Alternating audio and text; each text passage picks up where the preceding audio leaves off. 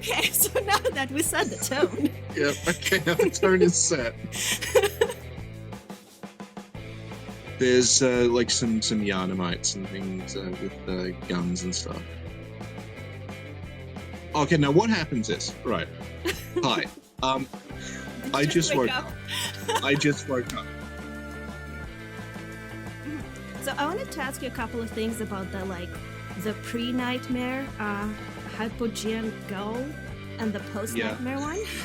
I don't know how to pronounce this, but apparently translated from English to English, it means underground prison. Yes. And these are weapons that were contrived. When did you wake up? Which one? You found more than one? I remember one. I don't know what we're talking about. I have like a gigantic text. The one about the lake and the moon. Oh, okay, right. Extrapolate. Wait. They don't. Yeah. Spark hunters. There's a thing. Yeah. Oh man, I just learned something after 14 years of playing this. That's the badge that Pal drops. Yeah, the Spark Hunter badge. Yeah. Oh my god. I literally have it written here. I just never realized there were a separate hunter thing. I just thought it's like a necklace you wear or something that looks cool. It's like my Spark Hunter necklace. You know? Well, it's because the Spark Hunter looks like a little Swarovski crystal necklace or whatever, so I just went with it.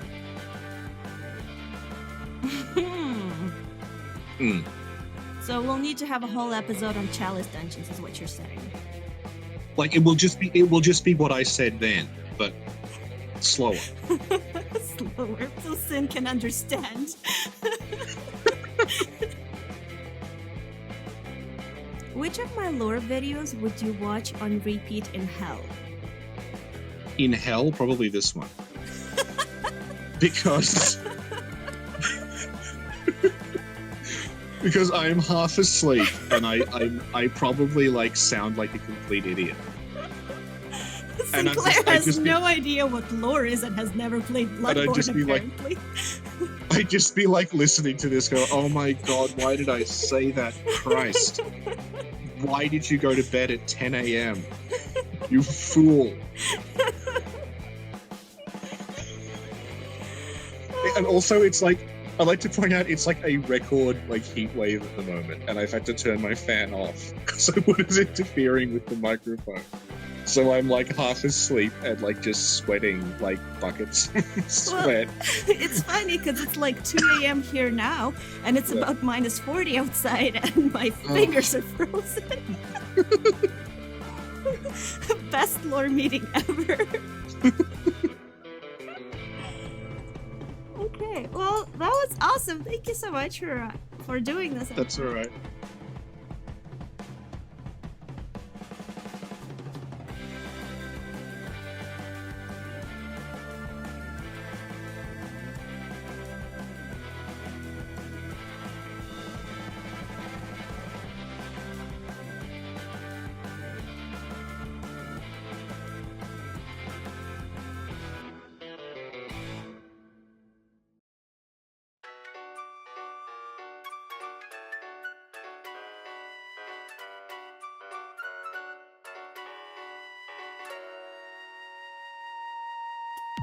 So I've been reading a little bit on interviewing and podcasting, right? Yeah. And so they say you have to set a tone. Right. So we're gonna do some tone setting. You ready? Tone setting. Okay. Okay. So have you ever heard of those relaxing CDs that feature sounds of the ocean? Yeah. So I was thinking, what if you made a CD that featured sounds of JSF, and the tagline would be voice as smooth as 60 frames per second. Oh god. And then we would put Fabio on the cover.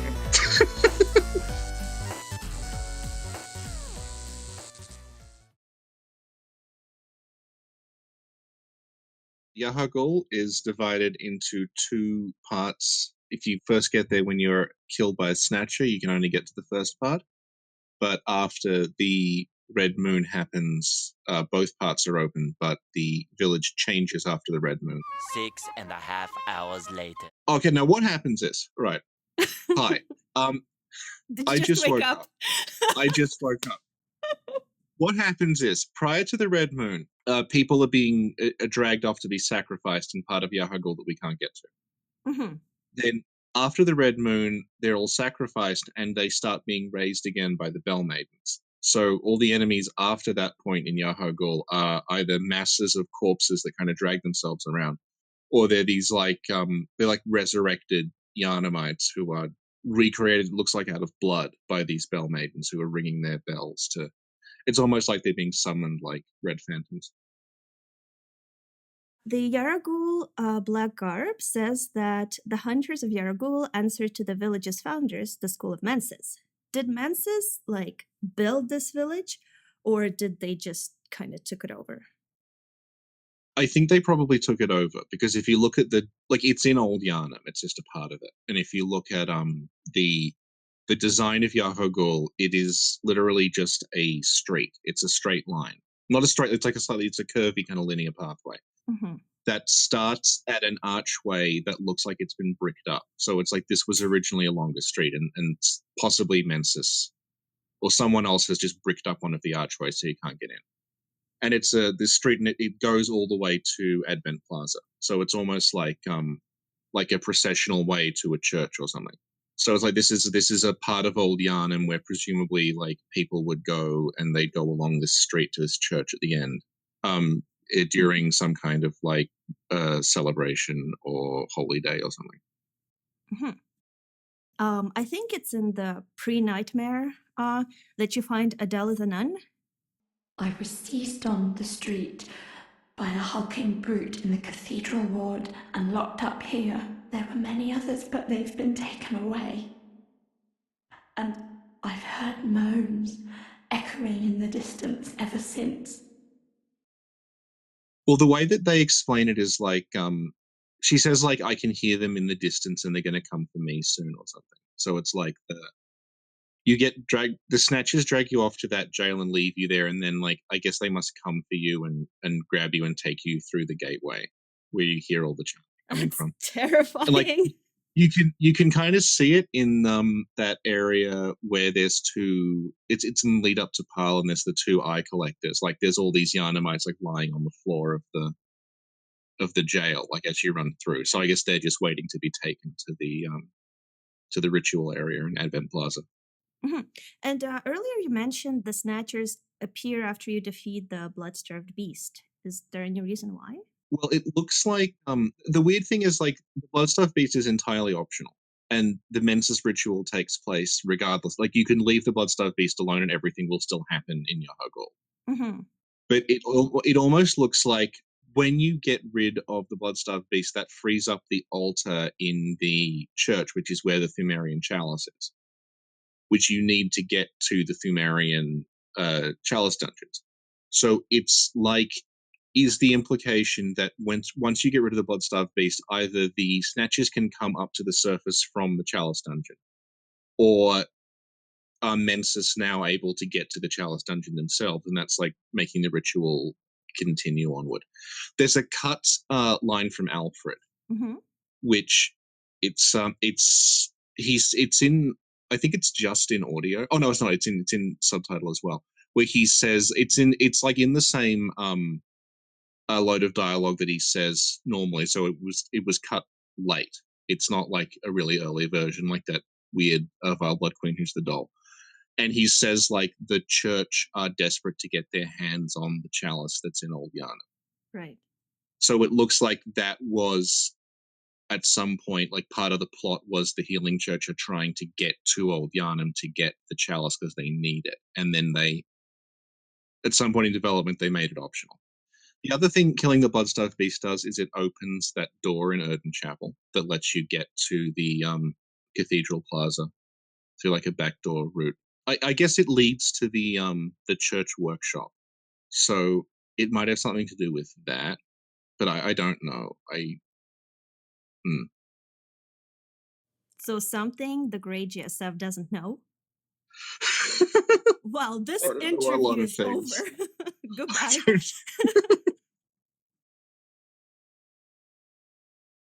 So about an item, there's also apparently a bloodshot eyeball that has a possibility of dropping from those like hunchback people, Yeah, they collect eyes. They're called eye collectors. and that's a material used in a holy chalice. Yes. And so, why are they collecting them? Well, it looks like specifically the ones in Yahar'gul are just collecting body parts because when you beat the one reborn, it leaves behind a yellow backbone, and that says like it basically says the healing church, in this case, I suppose just meaning Mensis, were grabbing like as many body parts as possible to conduct this ritual. So I guess the eye collectors are just like scooping people's eyes out as material to use in whatever they're doing in Advent Plaza. Hmm. Okay. Cool. When we talked about shadows die twice, ninjas, you Yep. mentioned Yep. secret villages. Okay, so this goes back to Yahar'gul, which we discussed last time, and then we realized we'd forgotten to talk about this part. The way Yahar'gul is described as the unseen village. Unseen or hidden villages are a specific thing in Japanese history, where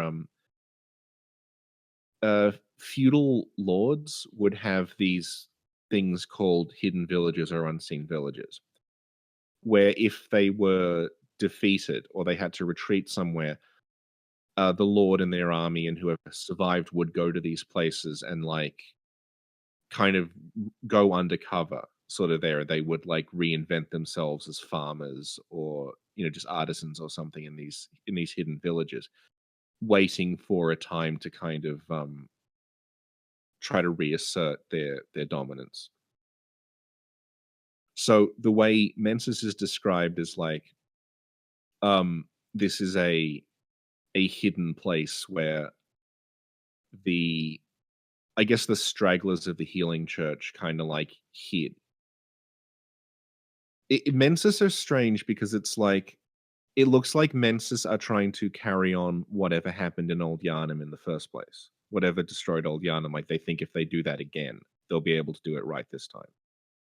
So they head back to Old Yarnum and they set up in another church there that's not the Church of the Good Chalice, and they start trying to beckon the Red Moon again. So it's like the unseen village is their like hidden base where they're it's their hidden base basically. And I think that's about it. The other thing about ninja in hidden villages is like I don't know exactly because I don't have my notes on hand, but it's like ninja would set themselves up in these hidden villages as normal people, and then if they were called upon, they would go back to being ninja again. The Yahar'gul hunters are kind of ninja-like, I guess, because they're described as being like they hide in the shadows in their black clothing, and then they kidnap people, and they sort of work covertly. So after you're kidnapped, you discover this place for the first time, you can actually leave it, right? Yeah, there's a lamp. Then you can go back there after you defeat Rum, or into a version Yeah. of it. When you beat Rom, you wake up in the. It doesn't have a specific name. It's just that church where the amygdala is that takes you to the Nightmare Frontier, and you wake up. You wake up inside that like bath of water, and then later on in Yahar'gul, you can use those baths of water to teleport from one bath to another as like a shortcut. So I think the implication is like you kind of teleported there from Rom's lake. Like you fell through the lake and then you got up in that bath, and then later on other baths you can go inside that'll take you to somewhere else. You're like using the water as a way of going in and out. To be honest, I didn't realize that you wake up in the bath of water when you get teleported. Well, what a surprise. Sinclair didn't notice. She has excellent attention for detail. Uh, So, and you know when you go through the gate under the amygdala or the opening, Yeah. like the world that you enter, is it? Are you entering like some nightmare? You're entering Yahar'gul under the red moon, which is making like it's having this effect on the world around it. So like I said, all the Yarnamites who were dragged to the ritual seem to have died, and then they're being resurrected as these like almost like a red phantom. Like the bell maiden is ringing a bell, and then the blood is like pooling up and forming back into these, I guess, like kind of blood zombie things. Mm-hmm. And they will endlessly just come back to life until you kill the bell maiden who's raising them. Mm-hmm. Right. So those are presumably like the spirits or something of the people who were sacrificed being raised again. Cool. And so at some point after you progress, you find the broken lamp, right? Yeah. And then you encounter 3 hunters. Yeah. Okay, so let me ask you: are those hunters spark hunters? No, they're the Yahar'gul hunters because they're wearing the Yahar'gul hunter attire, but it looks like one of them, it looks like, is turning into a beast under the red moon because he's missing his. I think he's missing his torso armor. He might not have pants on either. I can't remember. Pants on the ground, looking like a fool with your pants on the ground. But he is transforming into a beast. He has Irreverent Izzy's beast claws as a weapon, Mm-hmm. and he when you kill him, he will drop. I think it's Clawmark. It's either Clawmark or Beast when you kill him. So it's like he is succumbing under the red moon to this beast thing. 1 hour later. The red moon is it's an omen specifically in Japanese culture, like a lunar eclipse. It's like a bad omen. So like if you watch a lot of like Japanese horror or supernatural things, you will see like the red moon kind of shows up as like something bad is going to happen soon. And you also see it in like, if there's like a battle or something and they look up and the moon is red, it's like, oh, we're all. So like it's an omen of bad things happening, the red moon. And the way it is like articulated in the game is like it's breaking down the barrier between the waking world and the dreamlands, which is similar to this is not specifically Japanese, but it's Japanese game. So like beliefs about like certain times of day in certain places are like liminal spaces that overlap two things. So like twilight time, when it's like not quite day and not quite night, is a time when you can meet supernatural things, because it's like the barrier kind of breaks down between two things. Or like the way that like it's really significant when you meet Cos, that Cos is found at a beach, because a beach is kind of like it's a point in between land and sea. So like Cos is in the in between space. And like also when you go to the hamlet, it's like it's overcast and it's drizzling, but it's kind of not quite, it's not quite raining and not quite not raining, if you see what I mean. Like it's everything there is kind of in between, and it's like a gray kind of space where it's like it's not quite day and not quite night, and it's kind of foggy, and it's not quite on the land, it's not quite on the sea. So obviously that's where you would meet a great one. The red moon and like kind of twilight time and things is similar to that, where like it's just moving into the darkness, but there's still some light, so it's not quite one or the other. That's why it's associated with the boundaries between the dreamlands and the waking world kind of breaking down.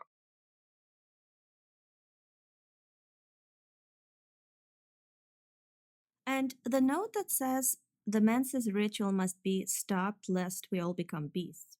Well, that's because when the red moon comes down, it starts like exacerbating the beast kind of plague. It's like similar to Old Yarnum, when the red moon comes down over Old Yarnum. Like that's what turned the town into beasts. So like the same thing is happening to not Old Yarnum. Wait, the red moon came down over Old Yarnum? Yeah, there's a note that says the red moon hangs low and beasts rule the streets. Oh my god, that's right! Yeah. So like the red moon Oh. happened over old Yarn, and that's why the town is all beasts, because they all turned under the red moon. So the same thing is happening to regular Yharnam at this point, and that's why that note's written. And that's why like Gilbert transforms, and there's the single Yahar'gul hunter who looks like he is turning into a beast as well. It's presumably the same thing. So it's the red moon that's turning people into beasts? Well, the red moon is like exacerbating it. It's a whole thing about boundaries breaking down. So like if you're on the verge of turning, the red moon makes it like makes your body kind of more malleable, I guess. And I guess what triggers it is the blood? Like the old blood or whatever? Yeah. Okay. Yeah, well, the way it's described is like the old blood makes your body kind of like mutable. Like it's on the Metamorphosis rune. It's like the discovery of blood made their dream of evolution a reality. So it's like the blood is allowing your body to change into different shapes almost, and then the red moon is like further destabilizing things. So if you're like on the verge of becoming a beast, and then the red moon hits you, it'll transform you further, or something like that. Hmm. Cool. I wonder what I thought it meant, like what they meant by that note for the past 3 years. I don't know, man. Yeah, I guess I wanted to ask you, maybe I should have asked in the beginning. You know how there's Mensis and the choir? Maybe could you tell me about Mensis and the choir and their relationship? The way it's described is that like there's the regular healing church, and then above that there's like the elite of the healing church, and that's Mensis and the choir. But Mensis and the choir don't seem to get on with each other. There's like a kind of behind the scenes covert war going on between them, and you'll often find that they're kind of in the same place in some way. Like obviously there's the dead choir member in Yahar'gul, but there's also the guy in the Nightmare of Mensis. There's a character called Choir Intelligencer Edgar, who's like a member of the choir who's gone undercover to infiltrate Mensis.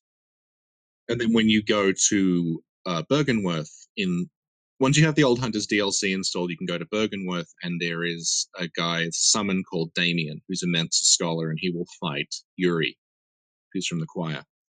And Damien's also a summon for Ebrietus, who is the choir's pet Great One. So the choir and Mensis kind of like hate each other. Mm-hmm. And they're kind of trying to sabotage each other, it looks like. Is there any particular reason why? Well, it looks like they have completely opposed ideas of what to do. When you go to Bergenworth, there's that choir woman there, Yuri, and there's a note next to her that presumably she wrote because it's just a scrap of paper and it's near her. It's not a book, and it says like, "True enlightenment need not be shared," which is referring to what happens after you beat Rom and the Red Moon descends. So it looks like the choir absolutely do not want Rom killed, because Rom is holding back or interfering with in some way what Mensis are trying to do in Yahar'gul. She's like jamming them in some way. It's never really explained. So the choir absolutely do not want to get rid of Rom, because Rom is preventing Mensis from completing their ritual, but Mensis want to complete the ritual. So there's like this kind of covert stuff going on where they're fighting each other to try to see who, like, Mensis are trying to get their ritual going and the choir are trying to stop it. And you can see that like when the Mensis ritual succeeds and the red moon comes down, Upper Cathedral Ward is basically completely destroyed. So it's like the choir were not ready for this and did not want it to happen. Okay. Can you define like what the Mensis ritual is? Well, what we know about the Mensis ritual is that the people in Yahar'gul are trying to beckon the red moon somehow. Presumably through this like mass human sacrifice that's happening in Advent Plaza. And they're beckoning it, but they can't get it to appear because, and this is something that's never really explained in depth, so I don't exactly know how it's supposed to work. but Rom is preventing the red moon from coming down. So, like when you first show up in Yahar'gul, and you can hear all like there's like a choir and not the choir, but there's a choir kind of singing this really ominous Careful hymn there. in Latin. Don't confuse Sinclair too much. Yeah. You can tell that this is like the area of the game that I just gave up on. I'm like, I have no idea what's going on. Let's move on to next lore. Yeah. I'm sure I don't need to know any of this. So like past that the locked gate, you can hear this like singing going on. It's in Latin, and it's like whatever's happening beyond that gate is presumed. Like Adela says that she can hear screaming, and like we can't hear the screaming in the game, but presumably like all the people are being taken to Advent Plaza, and they're just being like killed or something in Advent Plaza in the hopes of beckoning down the red moon. Mhm. But Rom somehow is preventing that from happening. So when we go to Bergenworth and defeat Rom, her influence is gone and the ritual proceeds. And that's what calls down the red moon and destroys most of Yharnam. Mm-hmm. And so about the Mensis Ritual, when did it start? This is the thing that there's kind of two schools of thought on. Because there's some people will say like everything that happens involving Mensis, involving the Nightmare of Mensis and Micolash and Mergo and the Wet Nurse, that all happens as soon as the red moon comes down. So like the red moon comes down, Yahar'gul is destroyed, the people are petrified, then Mensis end up in the Nightmare of Mensis. And then when they're in the Nightmare of Mensis, they like go inside the castle and they at some point kidnap Mergo or find Mergo in the nightmare, and like the brain and everything and all the dead bodies around the Nightmare of Mensis are all like from the very recent past, because we don't know how much time elapses. So like it could have been like a few hours, and maybe that's enough time for all that to happen. The other one, which I prefer, is that Mensis were coming and going from the nightmare like forever. Like for a very long time, they've been coming and going routinely from the Nightmare of Mensis, and they've already set themselves up a little secret base there, and they've already like found the brain and everything, like possibly years before the ritual actually happens. And then when the ritual happens, all that does is mess up Yharnam and possibly has something to do with the Wet Nurse, with what like it's like that's the red moon is like the final phase of a plan that's been going on for years. So I prefer that, because otherwise you have to assume that like time passes really, really fast in the nightmare, which you could say, except that that's not how it works for us, because like we can go into the Nightmare of Mensis for ages and come out again, and like time hasn't passed at all in the waking world. Mhm. And you mentioned that they're trying to beckon the red moon. Yes. But who exactly wants to beckon it? Well, the way it's just, there's a book in Bergenworth that says like when the red moon descends, the boundary between man and beast is blurred, and then the great ones will descend under the red moon. So it's like what the red moon's doing is it's breaking down the boundaries of like the waking world and the nightmare. So it's like they're kind of fusing into one under the red moon, because it's like disturbing the barrier between those things.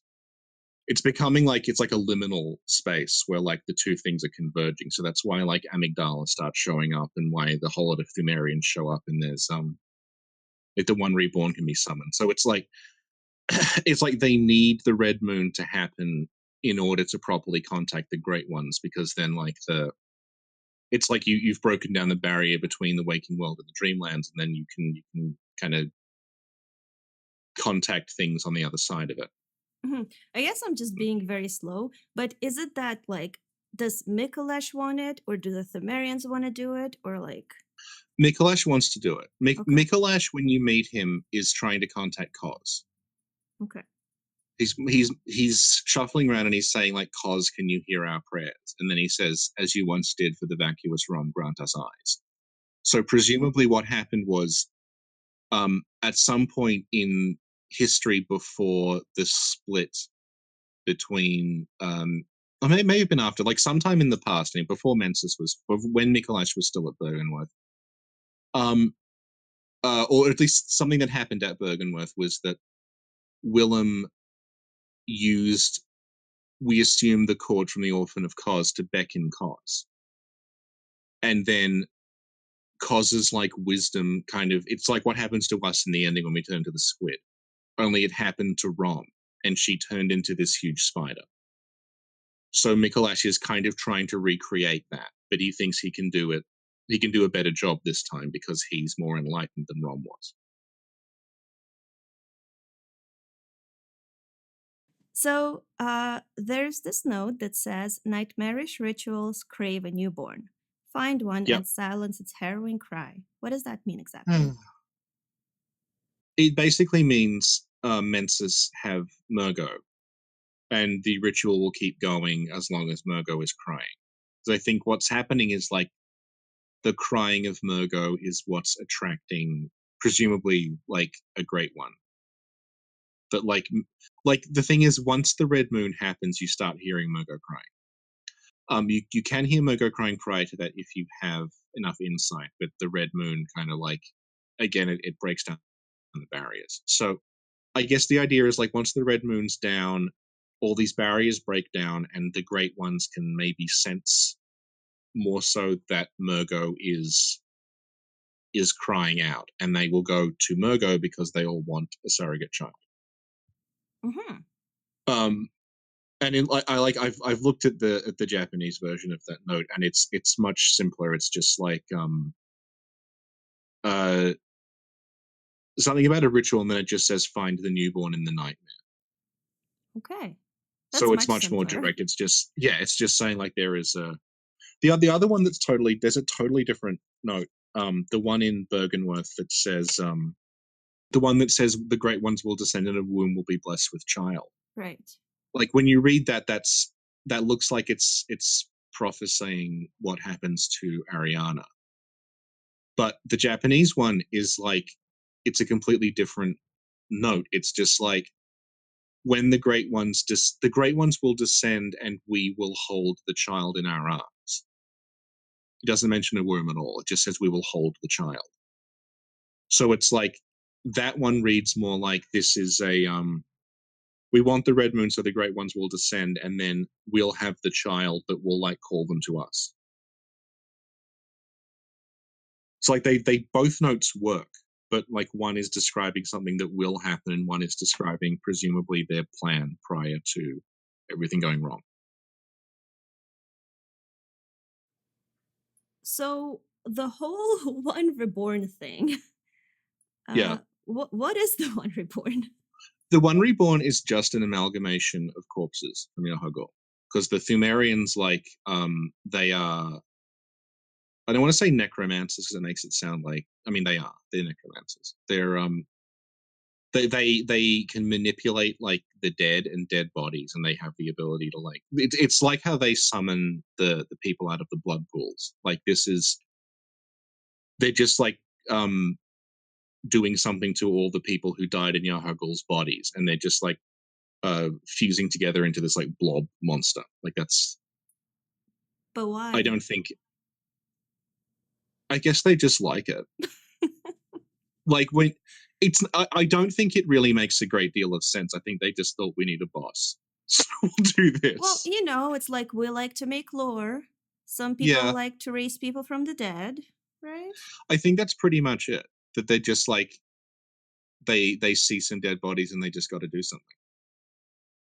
Okay. Because I remember, I think back in the day, I was reading stuff and people were suggesting that this is Odin or a great one that they're trying to recreate or something. I think everyone was Erden at some point.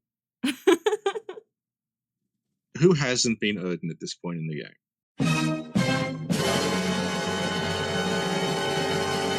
It's like when you go around Yahar'gul, you see like the coffins have all broken open and there's like masses of corpses kind of dragging them along. Mm-hmm. And then you find those things that like it's the model and the AI of the Scourge Beast, but it's made out of body parts. The One Reborn is just a really big version of that. Yeah, that's true. That's very true. Yeah, so it's just a really big version of those like casket monsters. So it's just like basically a boss. Yeah, it's just I don't know why they did it, because I mean it's the Thumerians, they don't Yeah. have to make sense. But like it's Richard, just a yeah. Richard, to be honest, that's not good enough for me, so you're gonna have to come up with a better Okay. explanation. Ugh. And this is the last time Richard talked to Sinclair. Okay. Ugh.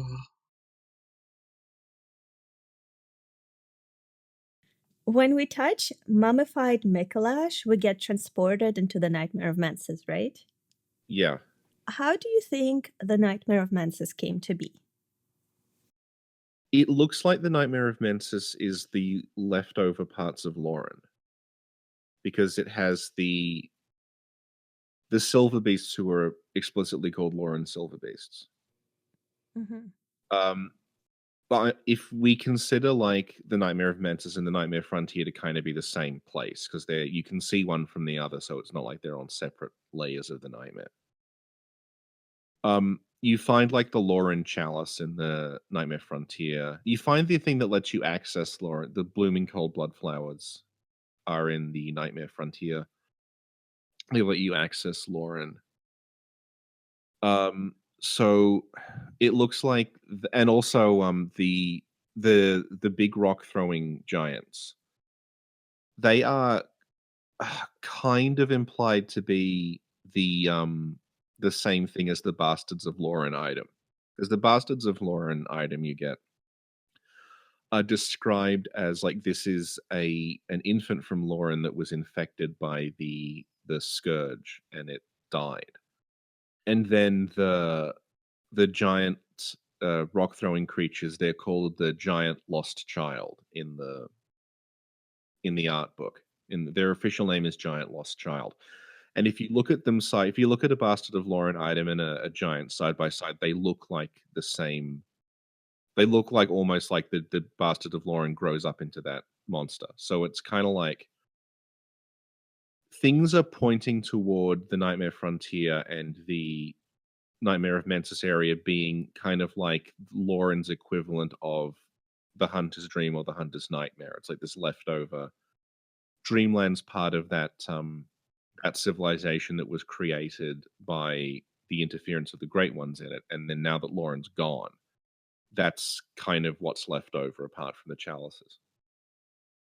Oh, the other thing is that Kos, when we meet Kos looks a lot like a crawler, those like strange white kind of slug starfish things that live in the swamps in the Nightmare Frontier.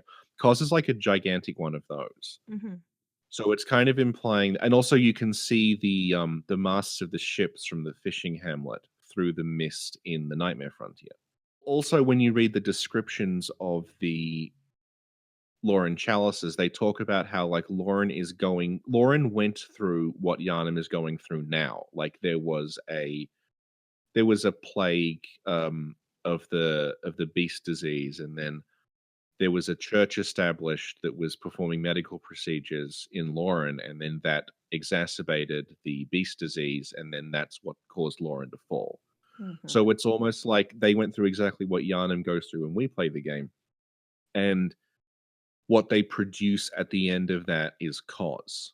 In the same way that at the end of our game, what's produced is our like slug form. So like I think the implication is Kos was someone from Lauren who successfully ascended to become a great one when their civilization collapsed. And because that happened before us, like kind of immediately before, it's sort of the way the nightmares are located, because it's weird to talk about them as physical places because they're kind of not. It's hard to figure out exactly it's hard to say where they are, but it's like Lauren, because it's in the recent-ish past or something, is the easiest part of the nightmare to access once you start kind of astral projecting. So when the church and Mensis started exploring in the nightmare, that was the first place they found. So basically, they kind of stumbled upon it. They didn't create Yeah, it. I think if well, oh god, here's the thing. Like There was a theory that Mensis created the nightmare, like they dreamed it up, because the architecture there is very similar to the architecture in Yahar'gul. Mhm. So it's like, is this like part of Yahar'gul that they kind of copy there in the same way that the Hunter's Dream is based on a real place that was copied by the Moon Presence? I think we talked about this last time, but the weird thing about the Nightmare of Mensis is there is a specific like tower that's designed to house that gigantic brain. Right. So it seems more like that was probably always there, and the brain was something that like was integrated into that structure, and then Mensis found it. And then the brain killed most of them, and they were then able to drop the brain. Actually, then they don't drop it. Like they're able to. The weird thing is, it's written like Mensis successfully killed the brain because it talks about it leaving behind the living string. So I'm not entirely sure what happened, but it looks as though like that castle. The thing is, when you arrive in the Nightmare Frontier, there's dead, frenzied to death corpses all the way leading up to that castle, presumably being frenzied to death by the brain.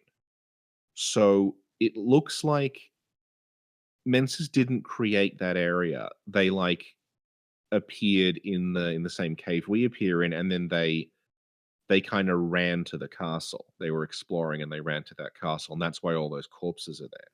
Because Mhm. they're the Mensis people who didn't make it on the way to the castle. Yeah, and Micolash has been running ever since. Yeah, yeah. The Unless you want to say that those are people who came later on and like Mensis deliberately set the castle up to frenzy people to death if they tried to get there as like a form of defense, but I don't. Mhm.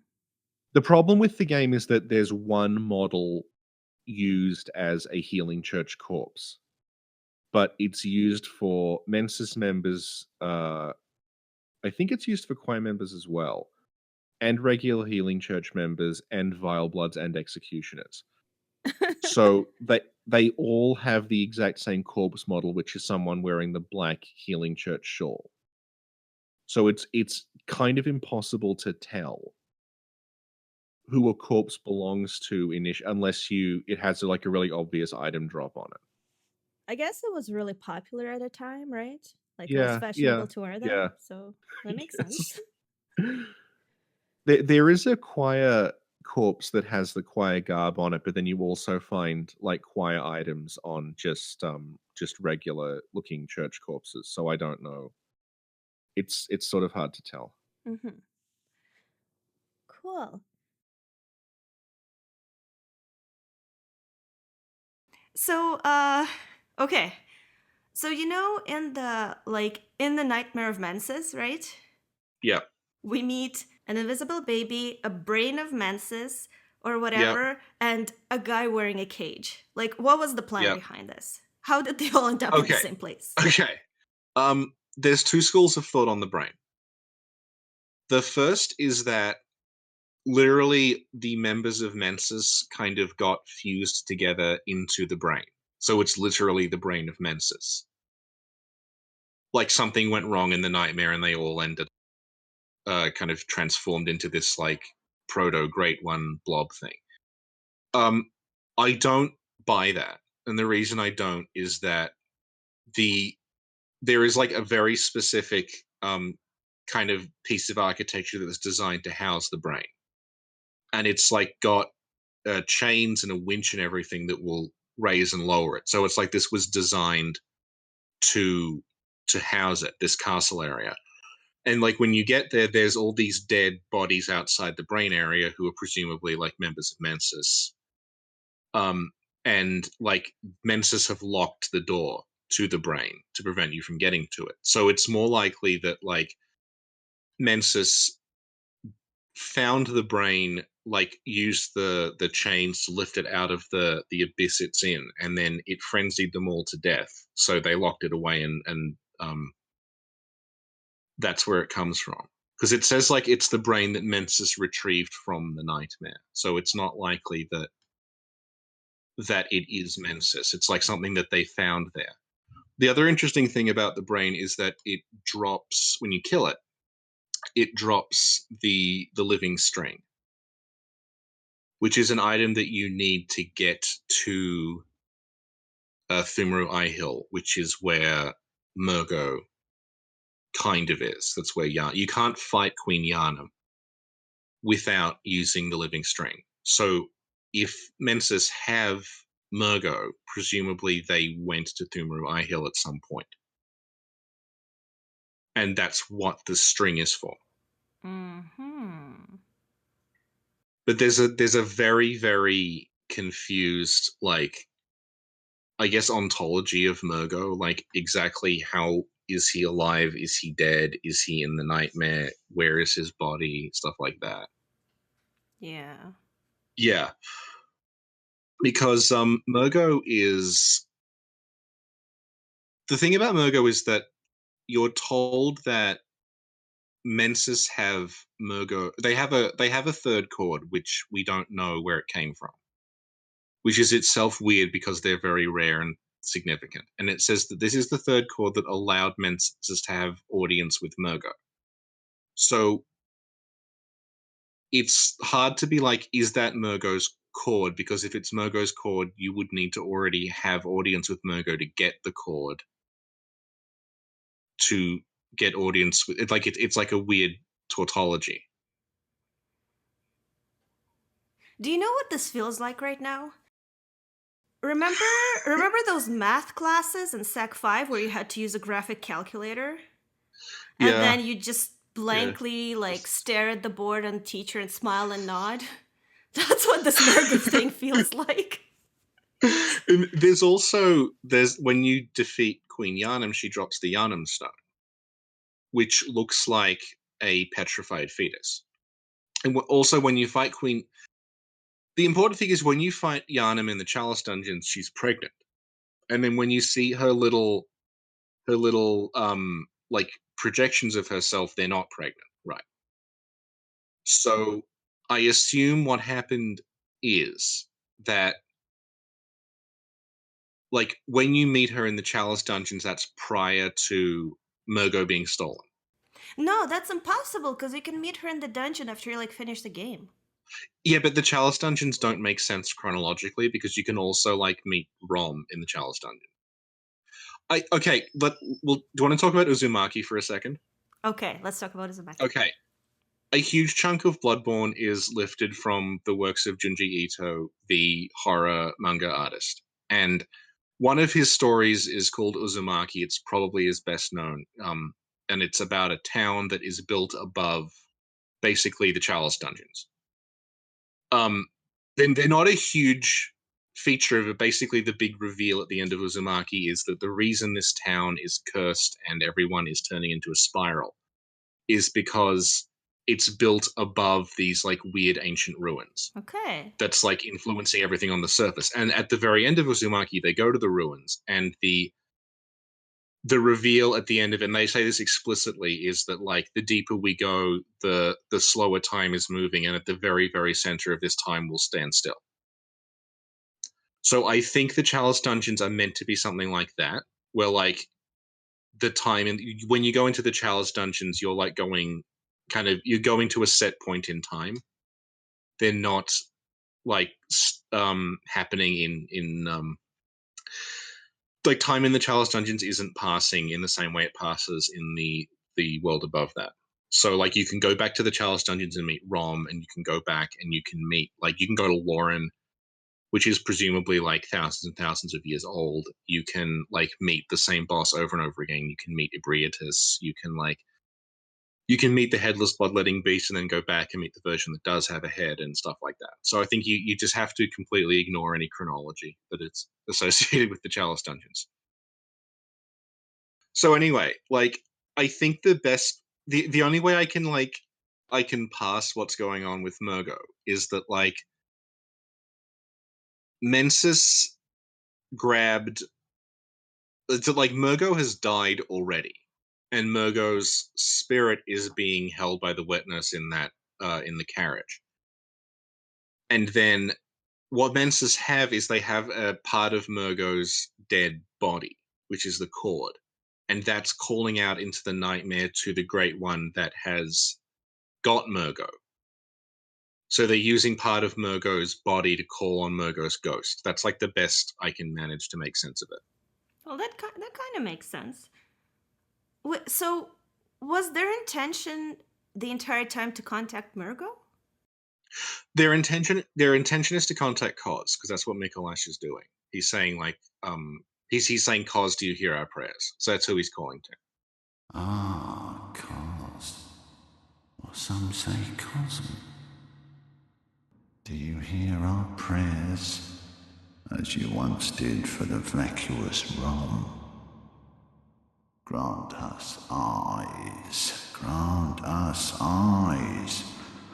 Plant eyes on our brains to cleanse our beastly idiocy.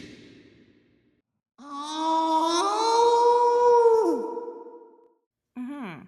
And he thinks that if he gets Mergo, he can use Mergo as bait to lure Cos to show up. And then when Cos shows up, his plan is to basically, it'll be the end, their childhood's beginning ending, where Cos will descend and Cos will give him all this eldritch truth and he will transform into a new Great One. Okay, but he never meets Cos. No. Because I think honestly this is a function of the game being truncated, but like it the way that the boss is called Mergo's wet nurse, that says to me that like she's a temporary thing. Like she's not actually the Great One that has Mergo. She's looking after Mergo until another Great One shows up. So it could be like she is looking after Mergo until Cos arrives or something. So is Cos Mergo's parent? I have no idea who Mergo's parent is. I don't think Cos is anyone's, because I'm pretty sure Cos is like gone at this point. Like Cos has died, although it's not clear because like Great Ones, I guess they're immortal. They can just come back again. They can like you could kill Cos, and then Cos's like spirit might be able to come back or something. Mm-hmm. Right. It's never explained who Mergo's parent is. The closest you can get is that when you encounter Yharnam in the Chalice Dungeons, she's praying at this altar. And then very rarely, if you keep doing Thumru Ahil root chalices, you can get a version of that room where the top of the altar is removed and there is a giant hunter's mark under it. So, like, is she praying to either hunters in general to get Mergo back, or she might be praying to the moon presence because the moon presence is associated with the hunter's mark. So it could be that the moon presence is Mergo's parent. But like other people have said, is Mergo's parent Erden? Because when you don't ever see Mergo, so is Mergo formless like Erden is, and it's like me. I don't know if Mergo is even supposed to be formless, or it's just that they, like Ocelot, they didn't want to have you beating up a baby in a game. Yeah. Yeah.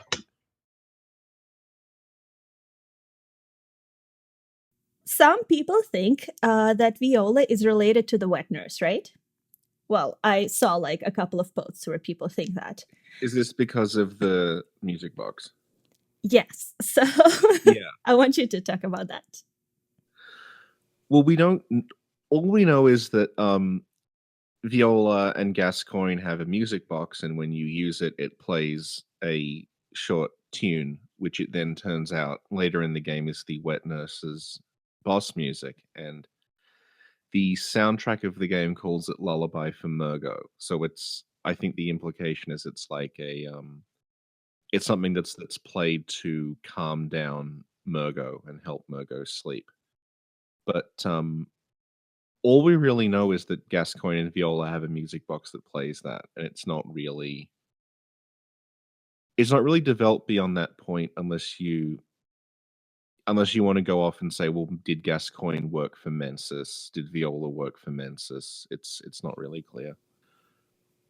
That's really all we know. But also there's the wet nurse and how she's reacting to the music box.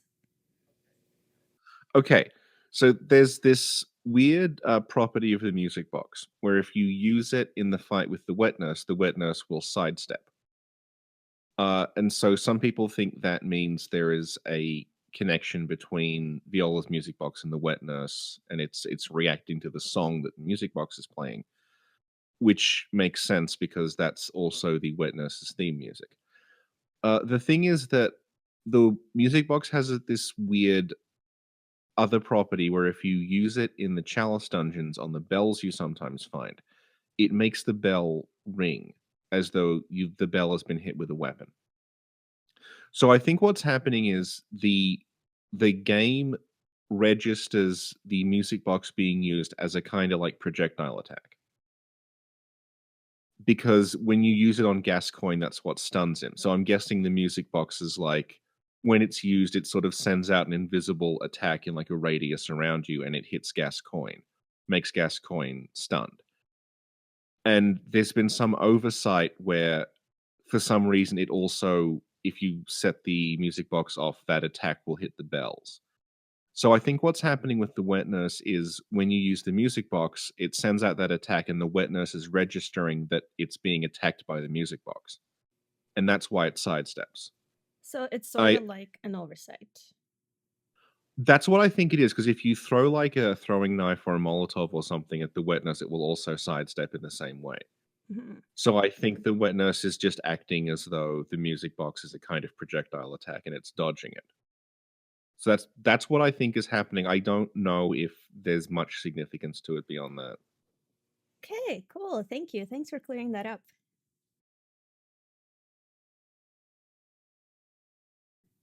Dag Dammit was asking, what is the relationship between Micolash and Willem, and how does Rom fit into the picture? Okay. Micolash knows like the secret of Rom. He knows that Rom was once a human who was ascended into this strange spider form by, he talks about Cos. He says, Cos, as you once did for the vacuous Rom, grant us eyes. The way he describes it is like he knows that Rom kind of became a great one, but she wasn't enlightened enough to become like a proper kind of like we do in the end. When we do it at the end, we've taken in 3 or 4 of these third chords. And Micolash seems to know that Rom didn't have enough eyes on the inside, or however you want to see it, to become a real deal great one like we do in our childhood's beginning ending.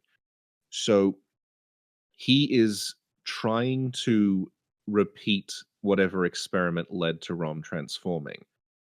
And he's trying to repeat it in the Nightmare of Mensis. So the fact that he knows all about this suggests that maybe he came from Bergenworth originally.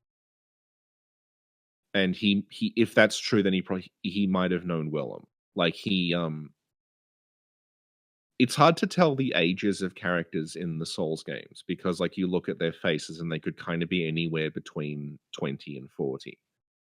So it's possible that like Micolash is maybe in his like late 30s or early 40s and he left Bergenworth with Lawrence when he was much younger, rather than him being someone who was recruited by the Healing Church later on. Because we're told that the choir is made out of orphans that the Healing Church recruited. So if Micolash is like an older guy, he may have originally been from Bergenworth and he may have seen what happened with. Although the odd thing is that like the timeline of Bloodborne is kind of difficult to pass, and I don't think it's maybe supposed to be that sense. I think it's a story that's more about like ideas than rational kind of like timelines and things. But it appears that Rom was something that was created like well after Lawrence and his friends, however many there were, left Bergenworth. So I'm not sure how Micolash, like, it's possible Micolash just knows about this through maybe going to Bergenworth and exploring and seeing what was there, than him actually witnessing it firsthand. or it's also possible, like maybe he knew Rom when they were both at Bergenworth, and then he's kind of put two and two together to figuring out what was going on. I don't know.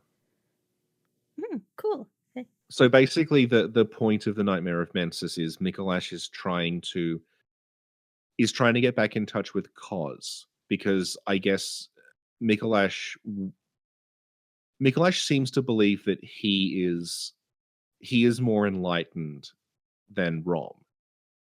So he thinks if he gets back in touch with Cos, and Cos like fills his mind with eldritch knowledge, that whether it's him or some other member of Mensis or whatever, will be able to ascend into a Great One who is more powerful than Rom, because Micolash is very kind of scathing about Rom. He calls it like Rom is he's just as you once did for the vacuous Rom. So like he knows Rom wasn't enlightened enough, but he seems to think he is. So he's saying like, Cos come back to us and grant us eyes, but unlike the vacuous Rom, we will ascend into something that is more of a success than Rom was. Cool. Thank you. Oh, about Master Willem, you actually found something really interesting that I thought was really cool. Could you talk about it? Which one? You found more than one? I remember one. I don't know what we're talking about. I have like a gigantic like text. The one about the lake and the moon. Oh, okay, right. When you see Willem, the way you get to him is with an item called the Lunarium Key, which is a very strange name because it's literally just a balcony. It's not like a lunarium. There's a Japanese tradition called tsukimi, which is people would get together at these places that have the same name as the place that the key refers to. I forgot. It's like Suki. Suki is moon. So like in Japanese, that key is like the Suki something key. It happens at a specific time of year when the relative positions of the Earth and the moon are such that it's the best time to view the moon. So you would go to these places and you would sit and like you just look at the moon and have these festivals where like it's like a moon festival, and that's what the key is referring to in the Japanese version. So Willem is specifically sitting there on the balcony to view the moon, and it's like the best place to view the moon. And he's got the big lake below him, so you can see the big reflection of the moon in the lake. So that's what it's referring to. And like also like you'll notice Bergenworth has a gigantic telescope that's never used. So like they were very, very into the moon at Bergenworth in a kind of like reverential way. So the implication there is more like Willem is meditating to the moon, and specifically to the reflection of the moon in the water. The reflection of the moon in the water again is another like cultural thing where like the moonlight reflected in the water is meant to almost be like a gateway to another world sort of deal. Like a puddle or a lake or something that's got a moon reflected in it is like you could step through there into somewhere else. And there's also there's like a parable about wisdom about the moon that like it kind of represents the mind and enlightenment, that like the moon is this huge thing in the sky, but if you look into a puddle, you can kind of fit the whole moon in the puddle by looking at the reflection. So it's like there's all this knowledge and wisdom out there that seems like you can't grasp it, but looking you can fit it inside, a human mind almost. Like that's kind of what it's getting at. That's mostly absent in the English translation, and he just comes across more like a mad scientist. And it's quite a contrast with the hidden content that we find about him. Yeah. That is, I have no idea how that would have articulated, because like Willem does not have like he talks about like eyes in my brain, but he doesn't have like incisions in his head or anything. Because there was this belief that like he was physically shoving eyes into his skull, but like where would they have gone? Like I don't know. I don't think he's even doing that, because you would expect him to have like, you know, like a cut on the back of his head or something, or anything that would have allowed you to do that, but it's not happening. I wonder if he's just like meditate, like, you know, like when you use the black sky eye or the eye of a blood drunk hunter, that like there's some like latent power in the eye, that maybe he's just using the eyes as like talismans or something, and he's not physically shoving them in his head. I don't know. And about Willem, when we meet him, he's sort of just sitting there, kind of uttering something incomprehensible, sort of, and then like pointing at the lake. What do you think he's trying to achieve with that? He's pointing at the lake because that's where Rom is. But what is he telling us? Like, go kill Rom, or just stay away from that Well, lake? I don't know, because like we don't know what Willem is even thinking at this point, or if he's like, he seems to know what's happening because he can point you toward the lake, but that's kind of all he can do, and nothing happens to him after you kill Rom. So like, and like I don't know if he might know that like he's failed and he's trying to get you to just like clean up his mess by jumping in the lake and killing Rom. Or he could be like, whatever you do, don't go in that lake. Well, that's the thing. Like, this is the point at which like the plot breaks down completely, because we have no reason to hurt Rom at all. Like, the only reason we do that is because it's a video game in which your only methods of interaction are like the interact button or attacking, and interacting with Rom doesn't work. So you attack Rom because there's nothing else to do. But like, in terms of like motives and what we're trying to accomplish and everything, it's like there's no explanation for why we jump in the lake and kill Rom. I suspect like them, because all the cuss stuff that's being dug up, I expect like that will be that will show up at some point. It may even have been that like Rom was initially planned to be hostile from the beginning, or something like that. Another thing is like Patch's dialogue, right?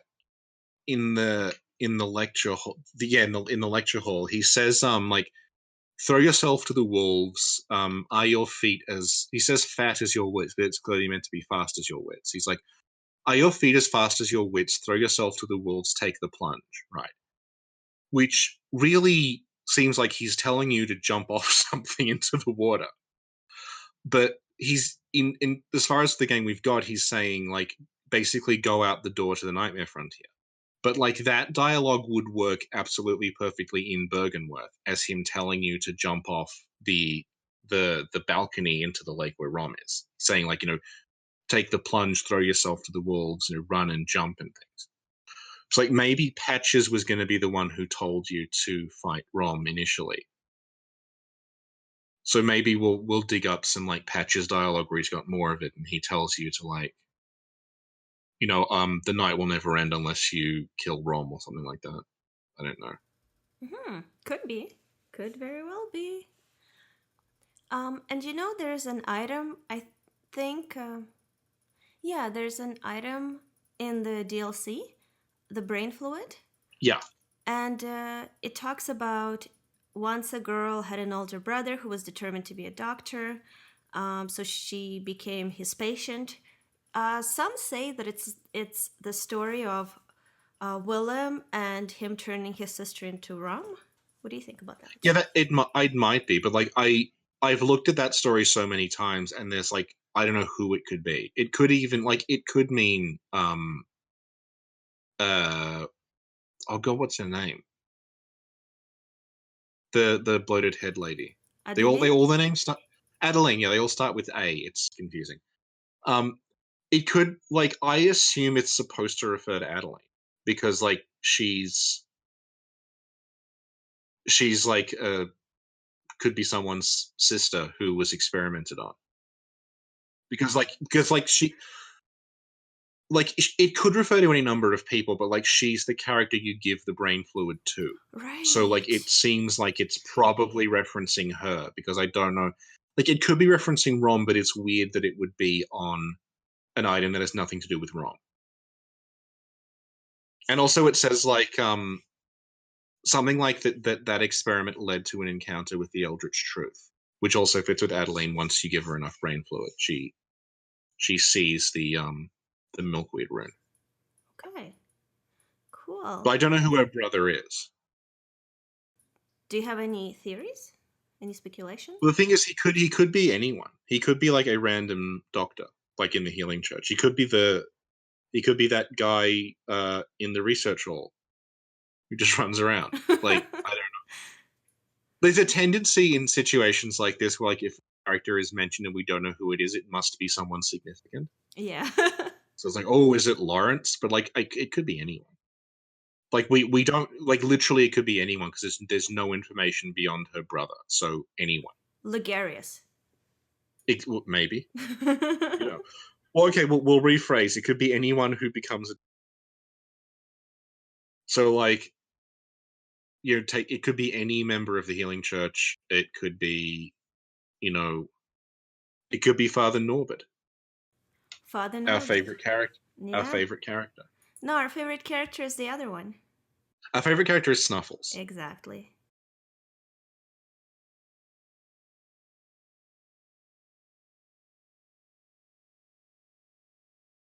Well, we're almost done. Let me ask you.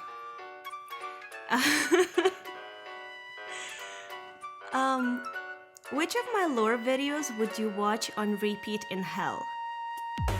In hell, probably this one. Because I am half asleep and I probably like sound like a complete idiot. Sinclair has no idea what lore is and has never played Bloodborne, apparently. I'd just be like listening to this go, oh my god, why did I say that? Christ. Why did you go to bed at 10 a.m.? You fool. And also it's like, I like to point out it's like a record like heat wave at the moment, and I've had to turn my fan off because I was interfering with the microphone. So I'm like half asleep and like just sweating like buckets of sweat. Well, it's funny because it's like 2 a.m. here now, and it's about -40 outside, and my fingers are frozen. Best lore meeting ever. Okay, well, that was awesome. Thank you so much for doing this and for answering all my questions. It's fine. I'll still have more questions later, but as we said, we're just going to record all our conversations from now on. It's like the Nixon tapes. This is going to come back and haunt me. Eventually, I'll get too comfortable and let something slip, and you'll have dirt on me forever. Yeah, some solid blackmail right here. Yeah. Yeah, this guy called Willem a supervisor. Did you all hear that? Well, again, thank you so much for doing this, and I really appreciate it. Right. But we're gonna do this again soon. That's fine. That's as long as I don't have to edit it. Well, about that. I'll edit it and it'll be like 5 minutes long. I'll edit you so you're like, wow, that was great. You explained it really well on your first attempt. Well, again, thank you so much for doing this. That's fine. That is fine. I'll see you later, man. Yeah, thank you for asking me. Biggest regret of my life. Oh, burn.